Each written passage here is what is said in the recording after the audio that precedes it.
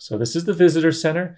Doesn't this look a little small to you? That's right. That's right. So there's a Jeep, like a Jeep Wrangler, and this place can hold like 100 people. This is tiny. Any more than 100, this little building is going to be overly crowded, right? It's going to be packed, right? Yeah, it makes me feel like Hammond has very good vision for the park, but then when he actually like puts the money to where the road is, it makes tiny little structure. Like it's weirdly cheap. Yeah. Like he says he wants the park to be for the masses and not just rich people. But in that case, you got to make this bigger. That's right. Because if you make it for the masses, but there's only like 100, 200 people that can go through the park a day, only the rich people are going to be able to go to this thing. Right. And there's just this one track too. I mean, so you got people visiting this tiny building and there's just one track. Right. How many sorties of the Ford Explorers could you do a day? Not that many. You know, this is going to be wildly expensive. Yeah, I mean, I guess it is. It could still be for the masses, but it would be like 200 years down the future. It's like the waiting list is like... Yeah, so weird that Hammond didn't spend more on the visitor center.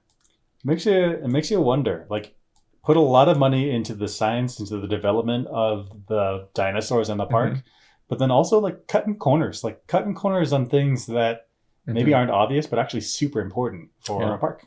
Yeah. Classic line. Let's watch. So what are you thinking? We're out of a job. Don't you mean extinct? Just coming in for that.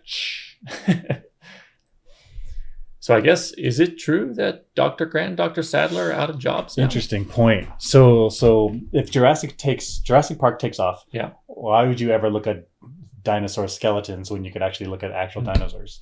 On the other hand, Dr. Hammond has competitors. Like there are other companies trying to do this too. And so there could be a massive boom for dinosaur paleontology to get everything they can. That's right. If there's a bunch of Jurassic Parks around the world making tons of money and they need more attractions, more types of dinosaurs, and actually paleontology might take off. And there might be like localized parks for the type of dinosaurs you see here are the type of dinosaurs that would have lived here. In which case, funding for paleontology goes everywhere around the world. Right.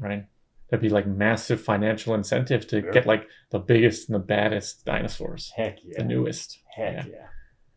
So maybe Ian Malkin is wrong here. A job. Don't you mean extinct? Well, that's chaos for you. That's chaos theory. Actually, it is a little bit of chaos theory because you'd think at first glance you'd like paleontologists are out of a job. Then second glance you're like, well, maybe.